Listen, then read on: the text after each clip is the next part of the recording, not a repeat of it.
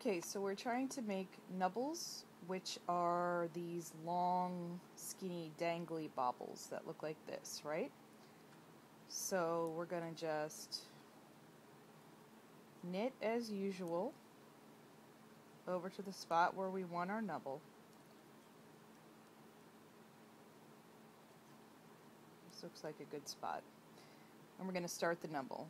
We went into the stitch like we were going to knit, wrap the yarn like we're going to knit, pull up a loop like we were going to knit, but instead of popping it off, as usual, we're going to put the loop back on.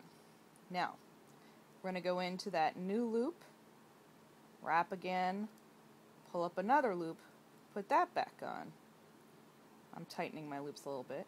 Then I'm going to go into the new loop, wrap, pull up a loop, put it back on the needle, and then do that one more time, going into the new loop, wrapping it around, pulling up my last new loop, and putting it on the needle. So now you can see that there's 5 stitches where there used to be 1, and they're not really attached to the rest of the knitting except for at the base, that stitch we started with.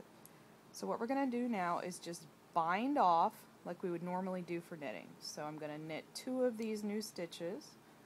1, 2. I'm going to pass the back loop over the front loop. And you can see I'm just leaving my other stitches hanging out there while I do this. And I'm going to knit the next of my new stitches, pass this loop over the front. Then I'm going to get the next of my new stitches, pass the back loop over the front. You see that I'm starting to get a nubble.